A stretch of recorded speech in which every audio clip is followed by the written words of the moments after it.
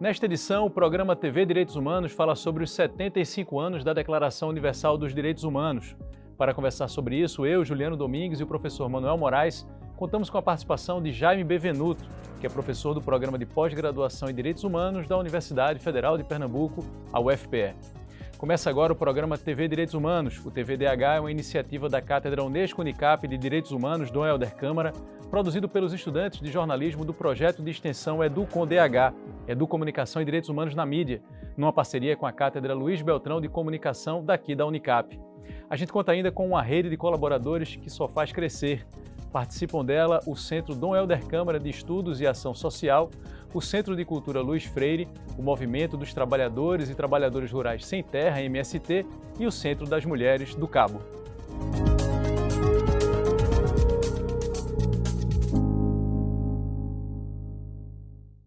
A Declaração Universal dos Direitos Humanos completa 75 anos de existência.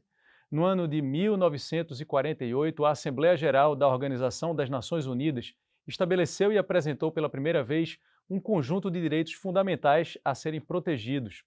Esse documento, composto por 30 artigos, passou então a ser a base de uma série de convenções, tratados e normas jurídicas das mais diversas em diferentes países. A Declaração Universal dos Direitos Humanos, o Pacto Internacional para os Direitos Civis e Políticos e o Pacto Internacional para os Direitos Econômicos, Sociais e Culturais constituem a Carta Internacional dos Direitos Humanos, e é sobre isso que a gente vai conversar aqui, né, professor Manuel Moraes.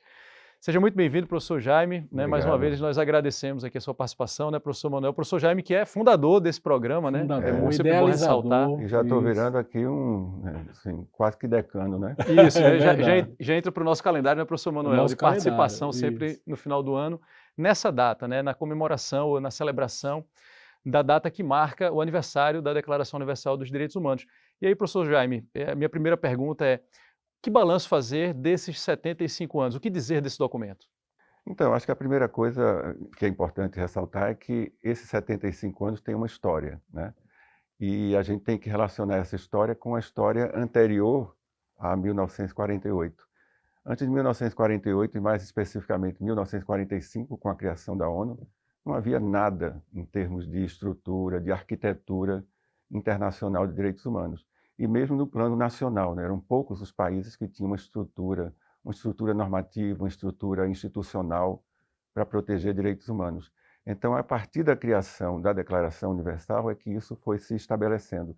É claro que a gente pode fazer críticas, eu tenho sido muito crítico, sobretudo em função dos conflitos atuais, né? Mas a gente tem que, antes de tudo, principalmente no primeiro momento, chamar a atenção para esses logros, né? Esses aspectos positivos. E o aspecto mais positivo que tem a ressaltar é essa institucionalização dos direitos humanos no plano internacional e, a partir daí, institucionalidades nacionais também. Quer dizer, a gente tem hoje constituições que defendem, que protegem direitos humanos, graças à Declaração Universal dos Direitos Humanos. A gente tem institucionalidades, tem órgãos que protegem direitos humanos. Isso tem muito a ver com a Declaração Universal dos Direitos Humanos. A Declaração Universal dos Direitos Humanos, em princípio, é uma soft law, hoje o que se chama de uma soft law, um princípio geral, mas depois ela foi institucionalizada através dos pactos, o Pacto Internacional de Direitos Civis e Políticos, o Pacto Internacional de Direitos Econômicos, Sociais e Culturais, depois tem as várias convenções que são relacionadas a temas específicos, como mulher, como raça, etnia, crianças e adolescentes, a Convenção contra a Tortura também. Tudo isso, esse arcabouço institucional, ele só é possível em função daquele acordo que foi estabelecido para uma Declaração Universal. E depois da Segunda Guerra Mundial, né? Quer dizer, se a gente não tivesse tido também tudo aquilo, talvez não tivesse uma Declaração Universal. A história da humanidade é assim, a gente vai em logros e às vezes em passos atrás também, em função daquilo que acontece, né? É sobre esse ponto que eu gostaria de tratar com o professor Manuel Moraes.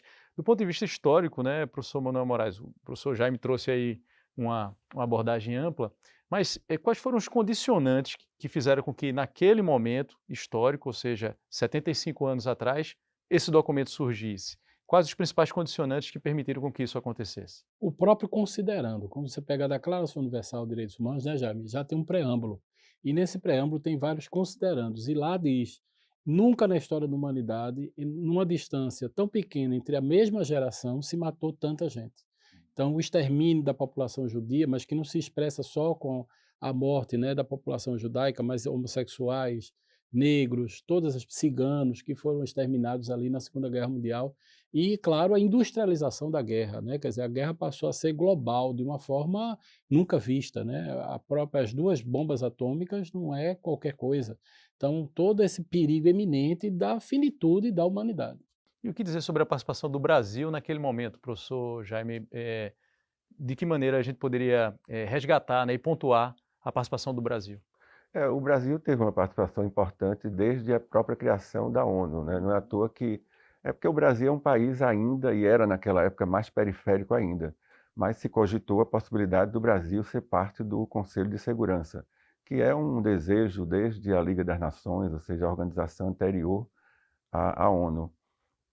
Então o Brasil tem tido um protagonismo, né, importante nessa criação, na criação da ONU, na criação da declaração. Eu acho que tem um protagonismo também, apesar da gente ter tido a ditadura. A ditadura foi um freio, né, em muitas questões, e na questão de direitos humanos também. Apesar da ditadura, a gente tem tido grandes possibilidades relacionadas à realização da Declaração Universal de Direitos Humanos. Depois que a gente está num processo de democratização, a gente já está muito além disso, né? Tanto que a gente fica muito entristecido por conta dos anos passados, nos 4 anos passados, a gente ter tido certos retrocessos. Mas esses retrocessos, eles não alcançaram o elemento fundamental da declaração. A gente realmente, a partir de 1988, da Constituição de 88, a gente tem um arcabouço normativo, tem instituições que fazem valer direitos humanos. A gente vê, por exemplo, agora, no âmbito do Conselho Nacional de Justiça, muitas definições relacionadas a que grupos vulneráveis tenham acesso ao sistema judiciário, né, do Brasil.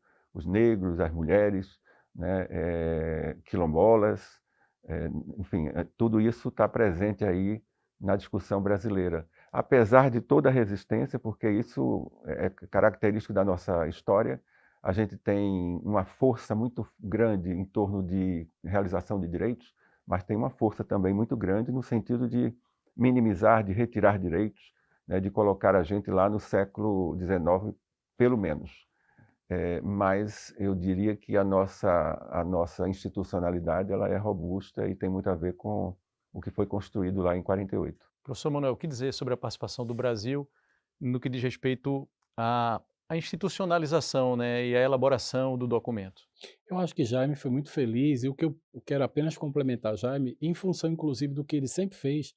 Jaime foi um dos professores pioneiros do Brasil, entre vários outros intelectuais, que desenvolveu uma ideia, já no GAJOP, de democratização. Conta pra gente o que é GAJOP. Gabinete de Assessoria Jurídica às Organizações Populares, uma organização, uma das 15 organizações do Brasil que litiga no sistema internacional.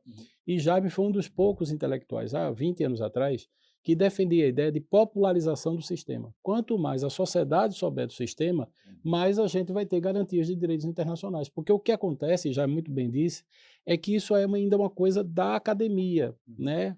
Não conseguiu, né, Jaime? Apesar de todo o esforço seu e de tantos outros professores, a gente que milita nesse campo, mas isso ainda não é uma coisa popular. A gente não conseguiu fazer com que a população entendesse o que significa os direitos internacionais. Porque esses direitos internacionais, para você ver a força disso, eles são indisponíveis. O Estado não pode dispor dos pactos internacionais de direitos humanos que o próprio professor Jaime disse. Mas, para você ter uma ideia, só agora, este ano, né, Jaime, o Pacto dos Direitos Civis e Políticos, Econômicos, Sociais e Culturais passou a ser regulamentado via decreto, né, do presidente. Então, isso é um avanço enorme, mas recente. Você veja, de 68 para cá, todo esse tempo o Brasil estava inserido, né, porque Flávio Pelvezan defende que o fato do Brasil já ter assinado o pacto já estaria inserido em função do sistema ONU. Mas a ratificação efetiva só fechou esse ano. No próximo bloco, reportagem de Cecília Bello fala sobre a relação entre mídia e direitos humanos. É daqui a pouco.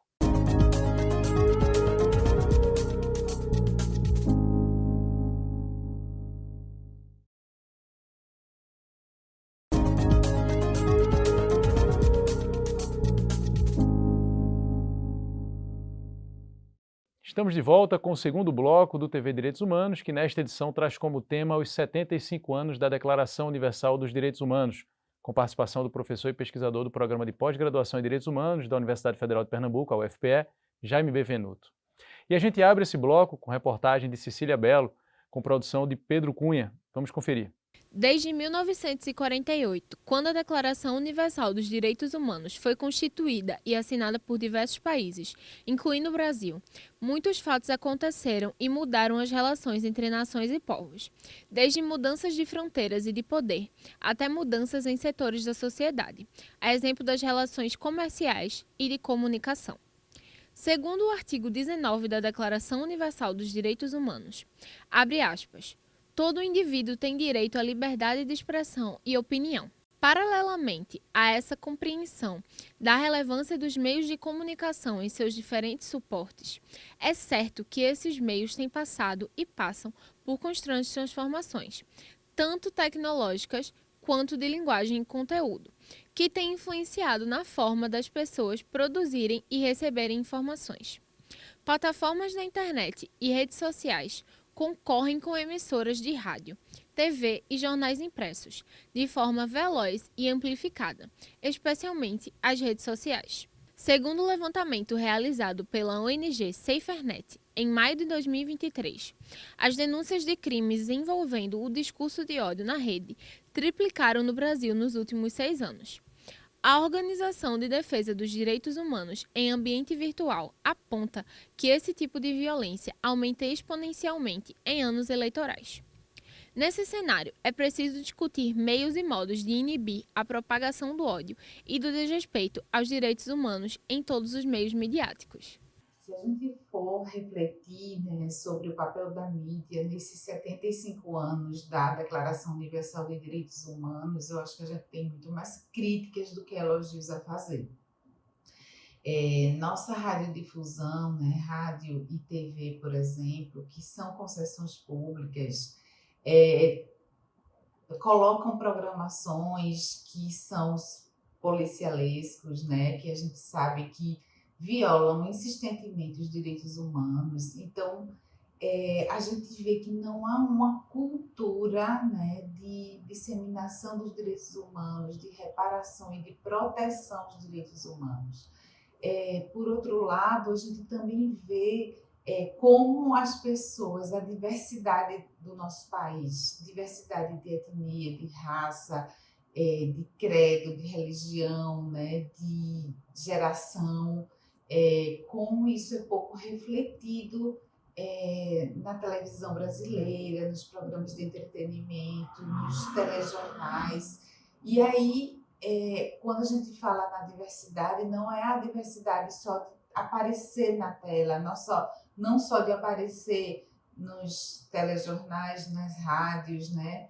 A gente fala em estar por trás da produção também, né? A gente precisa ter diversidade na produção, na idealização, na criação de programas, de telejornalismo, de entretenimento, enfim.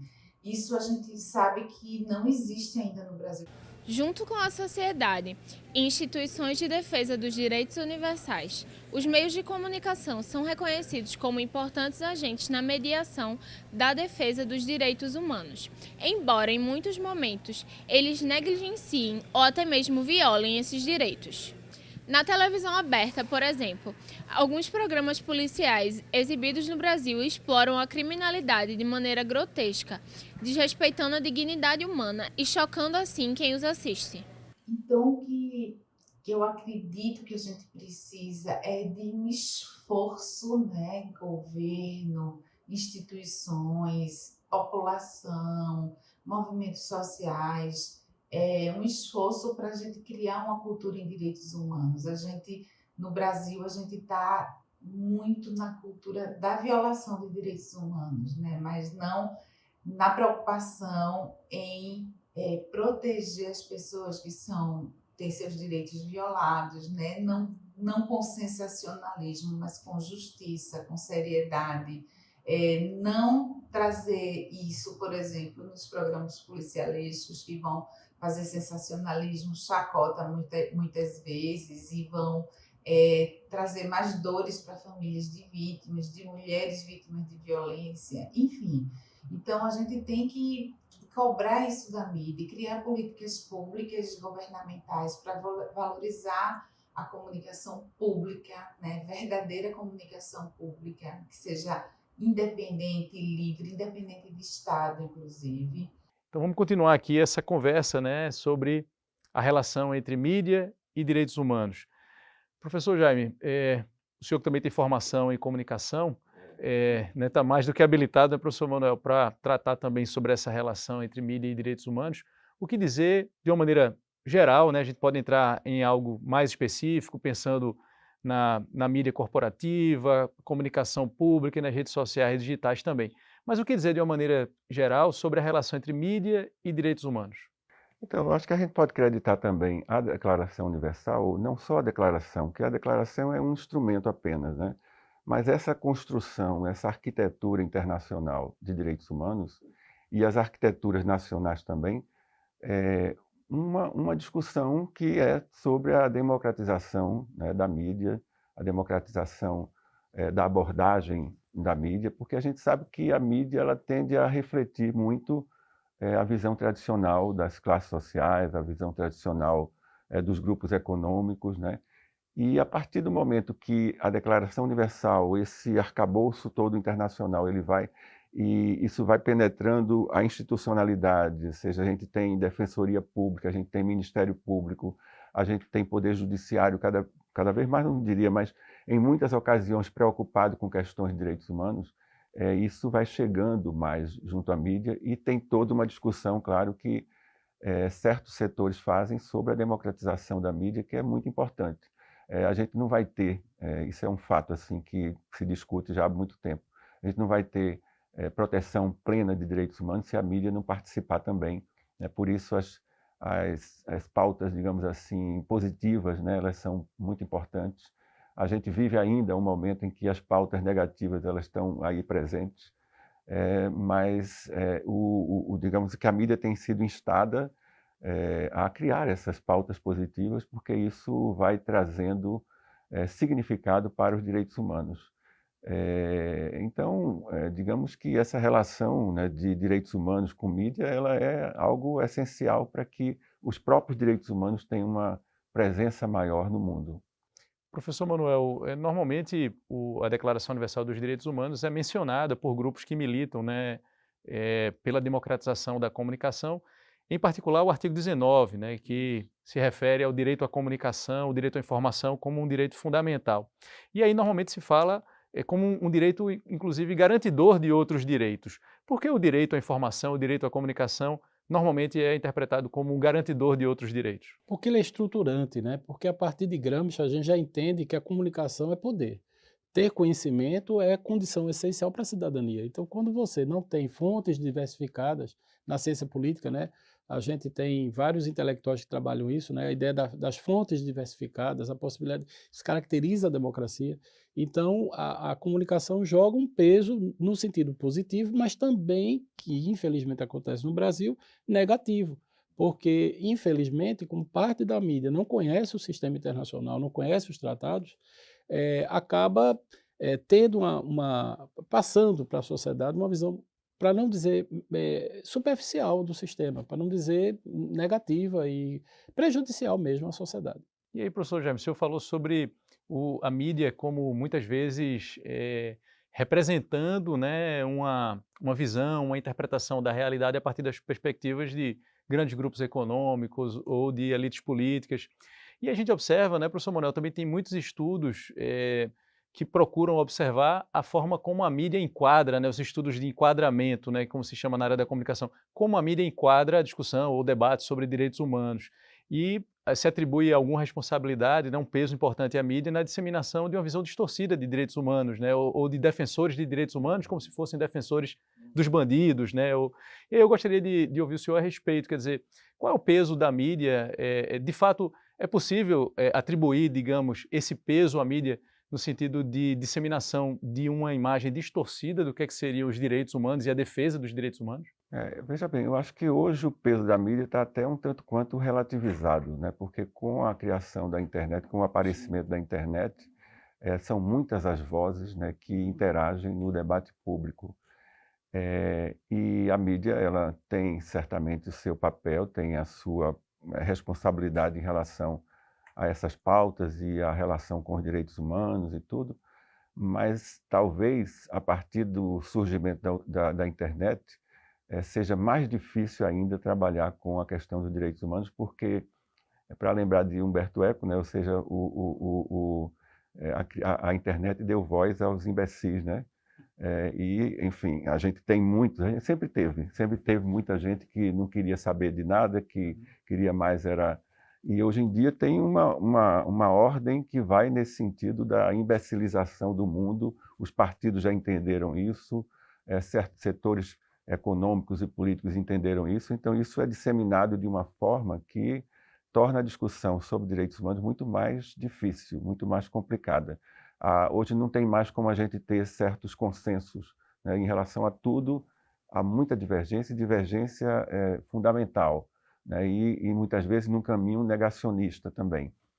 Então, talvez a dificuldade, o desafio seja ainda maior, né, porque é o de educar, desde sempre é colocado isso, ou seja, que o nosso caminho é a educação, ou seja, se a gente quer fazer com que as pessoas tenham mais consciência a respeito das questões fundamentais e dos direitos humanos, é educação. Então, educação, educação, educação.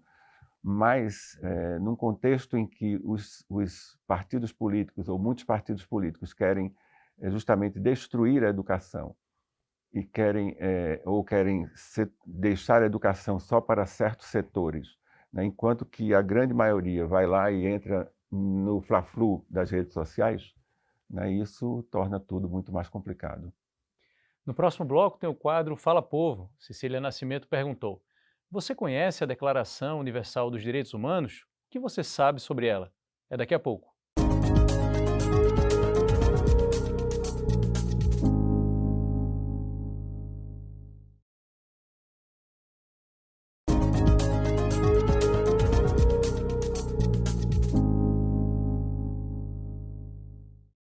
Estamos de volta com o terceiro bloco do TV Direitos Humanos, que nesta edição fala sobre os 75 anos da Declaração Universal dos Direitos Humanos.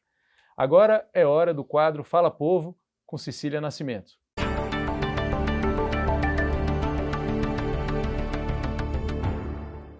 A Declaração Universal dos Direitos Humanos tem como objetivo garantir e proteger todos os direitos básicos para todos os cidadãos ao redor do mundo.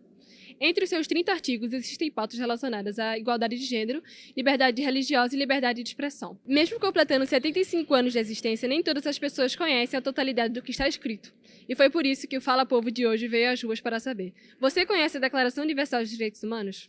Conheço sim, eu conheço o direito à liberdade de expressão, direito à educação, direito à moradia, à comida, mas eu também acho que conforme a humanidade evolui e muda, né, certos direitos aparecem, né? Eu acho que hoje em dia, direito à comunicação, a ter acesso à internet, ter acesso a se comunicar é essencial. Eu conheço muito bem a declaração, e a declaração inspirou a Constituição brasileira, né? E é fundamental para a gente ter a liberdade de expressão. Eu conheço. Agora, quando a gente pergunta o que eu sei sobre, eu acredito que seja na questão da liberdade. Que cada cidadão assim, tem a liberdade de escolher, de seguir o caminho que quer, né?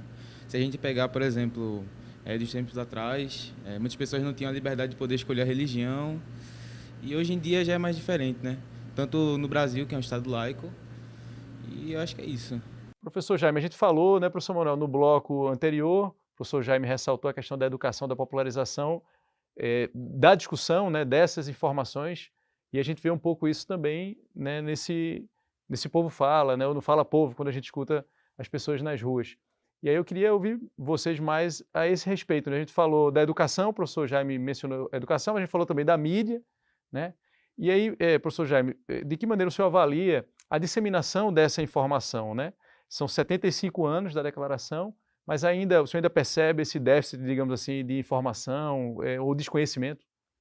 Olha, eu acho que há desconhecimento, há uma quantidade maior, cada vez maior, de pessoas que têm conhecimento da declaração, que têm conhecimento dos seus próprios direitos, mas a gente está num contexto social e político que é muito complicado e que tem feito com que muita gente, inclusive, seja contrária aos direitos, né?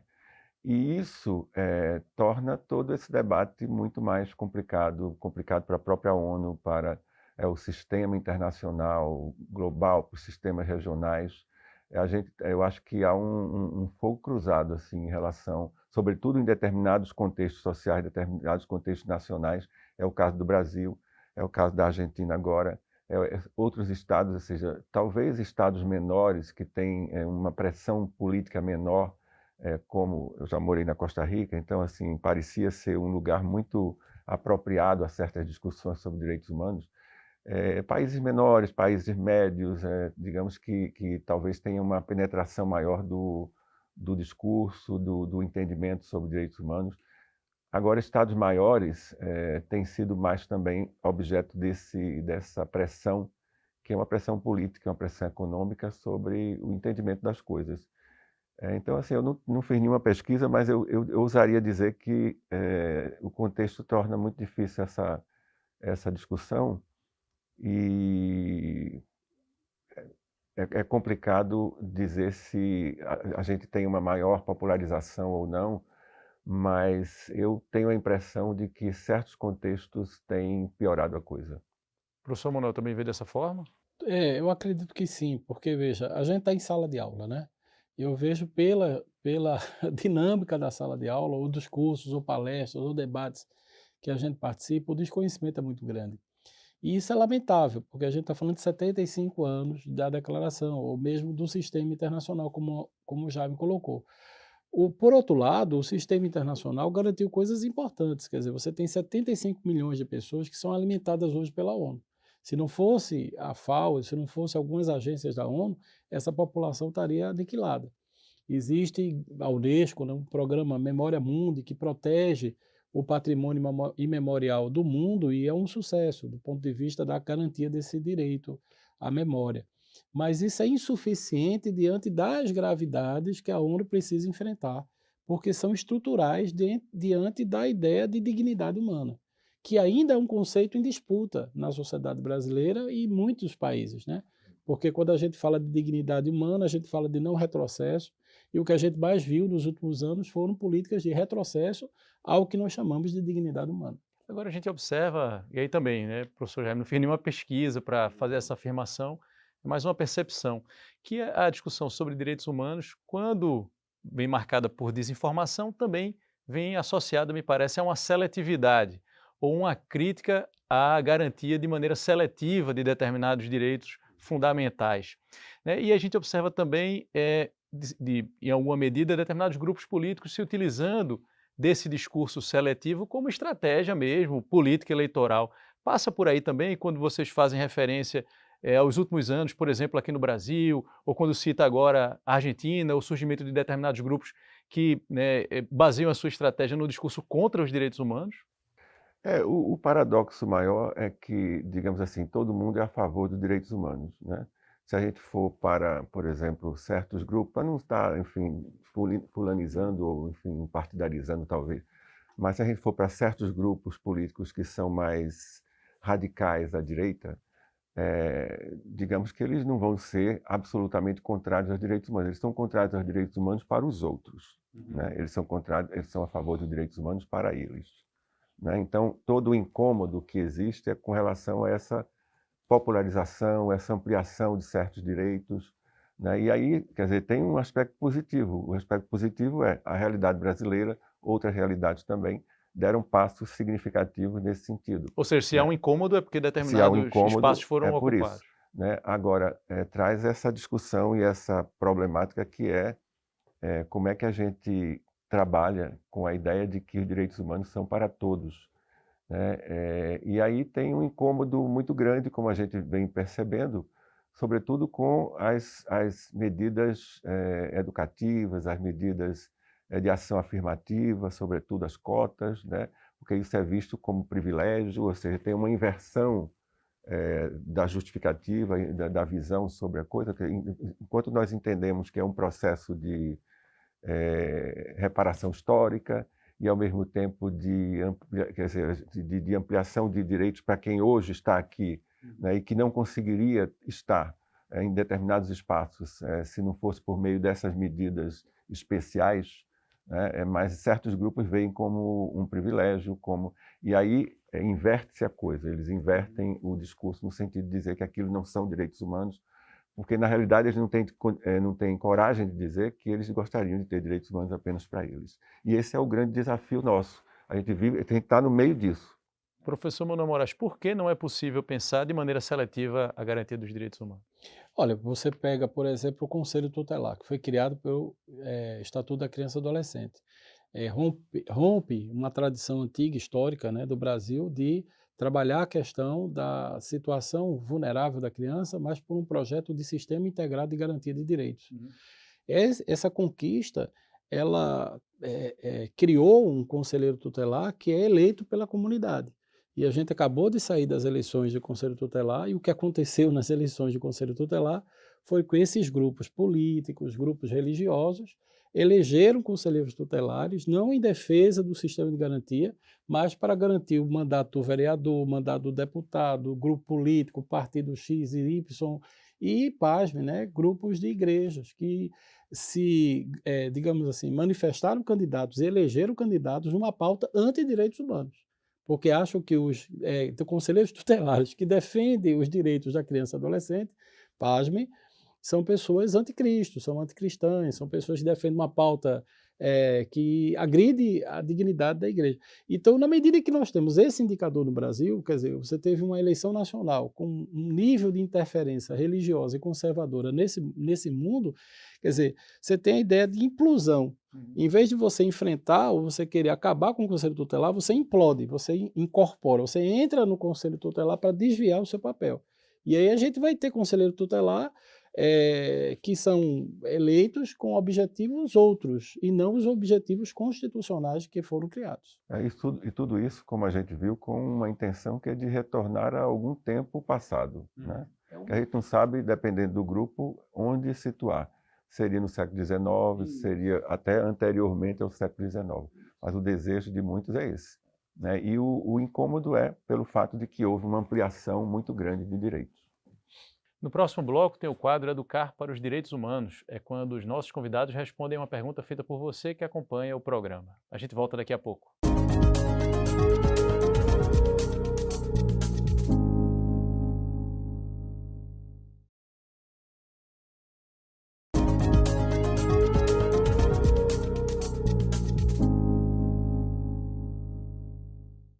Estamos de volta com o quarto bloco do TV Direitos Humanos, que nesta edição tem como tema os 75 anos da Declaração Universal dos Direitos Humanos.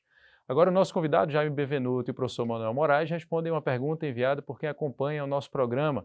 Chegou a hora do quadro Educar para os Direitos Humanos, com Camila Deschamps.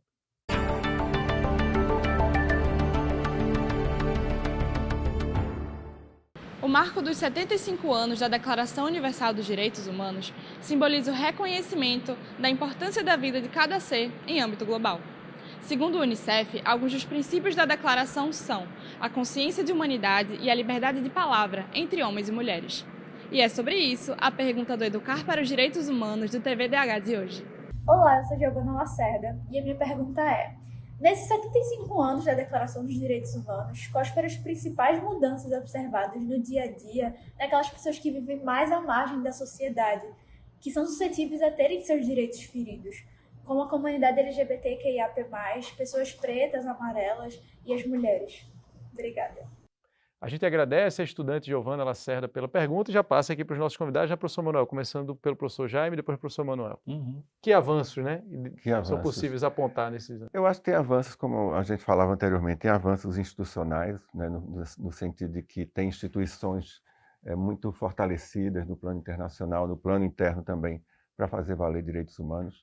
Tem um avanço normativo, né, normativo no plano internacional e em alguns países, em muitos países, embora haja também essa pressão por um recuo, né? E eu acho que o mais importante é a apreensão, a concepção que as massas ou certos setores maiores da população têm, de que elas também têm direitos, né? E passam a exigir, embora de forma muitas vezes tímida, de forma muitas vezes não tão relacionada com a institucionalidade, mas eu acho que, diferentemente de 75 anos atrás, diferentemente de 50 anos atrás, diferentemente mesmo de 40 anos atrás, nós não tínhamos tanta gente, digamos assim, compreendendo que elas também são sujeitos de direito, né? E é isso que traz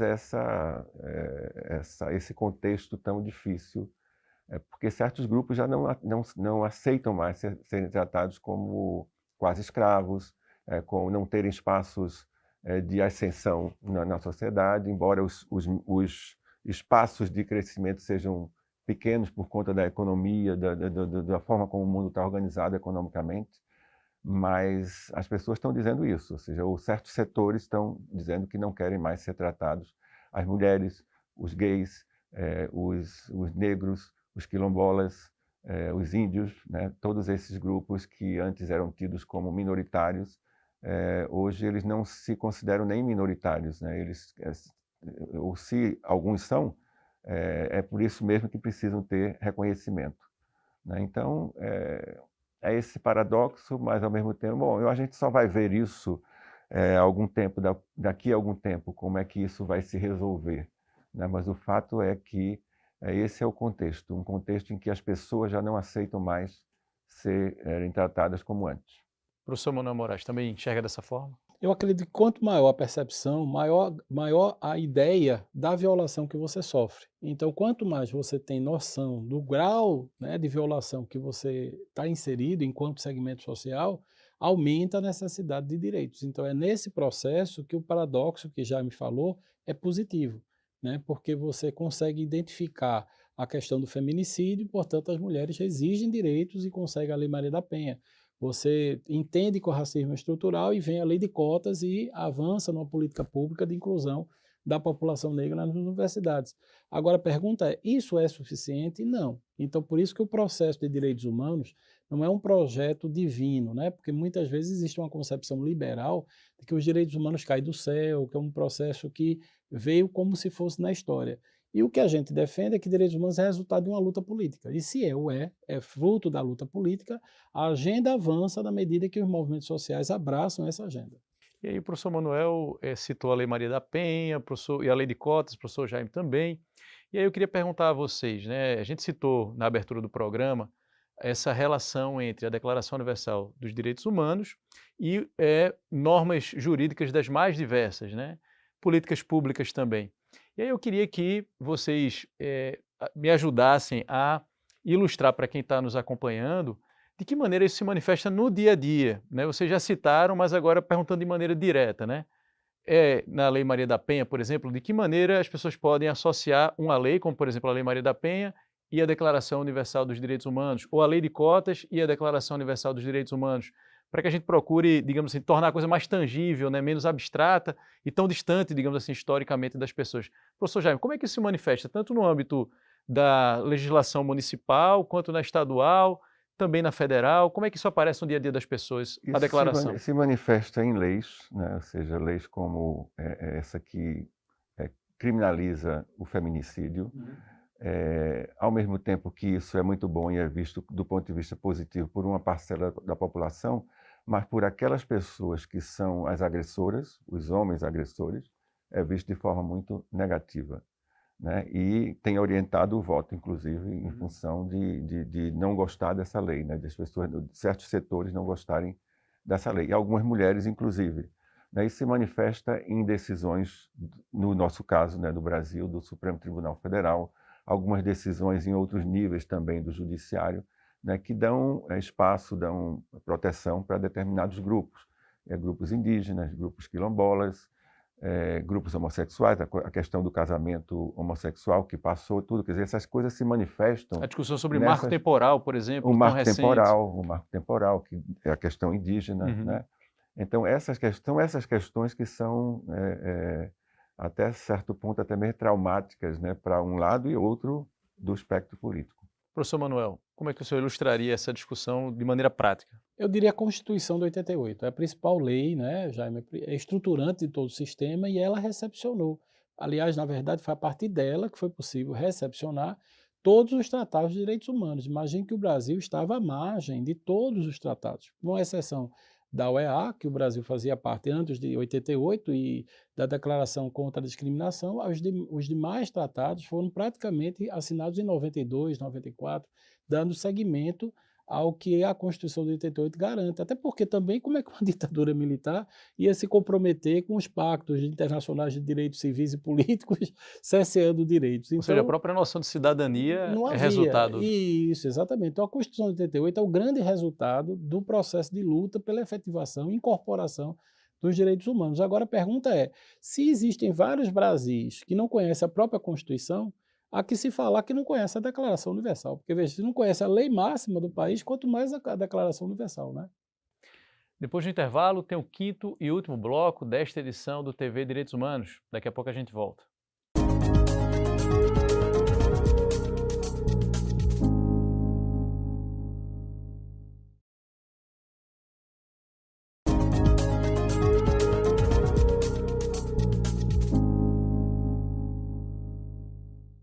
Chegamos ao quinto e último bloco do programa TV Direitos Humanos, que nesta edição fala sobre os 75 anos da Declaração Universal dos Direitos Humanos. E aí, para encerrar esse bloco, né, Manuel, a gente normalmente trata sobre um horizonte, né, daqui em diante, né? Está falando sobre os 75 anos e os próximos anos.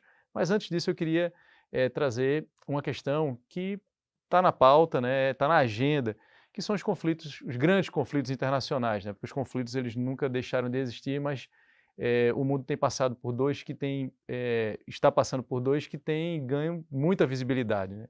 O conflito Rússia-Ucrânia e o conflito Hamas-Israel.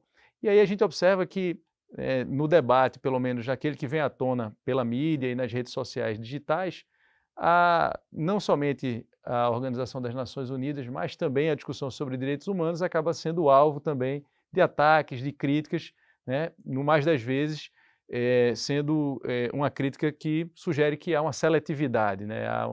É como se determinados grupos fossem mais relevantes do que outros.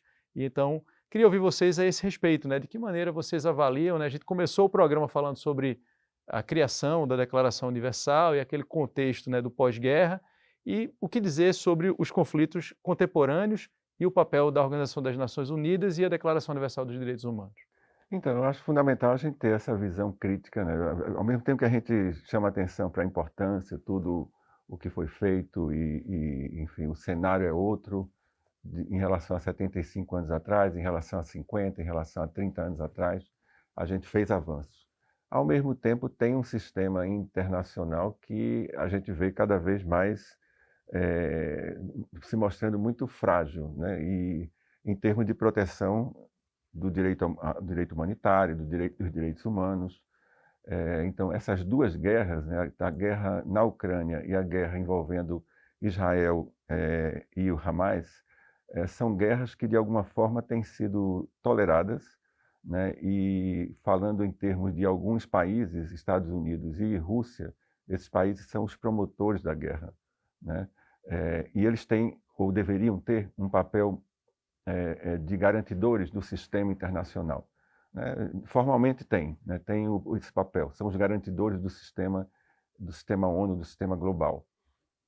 Mas eles não estão interessados em uma ONU fortalecida. Isso desde lá os anos 60, que, enfim, sobretudo no contexto da Guerra Fria, mas isso vem se aprofundando. E hoje a gente chega a um ponto que um país menor, um país médio, como Israel, se sente no direito de colocar pressão sobre a ONU, né, de desautorizar o secretário-geral da ONU. Então, isso faz com que o sistema esteja sendo cada vez mais minado, e minado por atores políticos fundamentais para que o sistema fosse tido como robusto. Esse, portanto, é o grande desafio. Eu não tenho dúvida de que, para que o sistema seja mais robusto, é preciso acabar com o papel diferenciado dos países que ganharam a guerra, né, e que têm um assento permanente e poder de veto. Enquanto isso sobreexistir, isso vai trazer o que é o sistema hoje. É um sistema interestatal, um sistema em que a soberania, sobretudo daqueles estados maiores e com mais capacidade bélica, é que conta, né?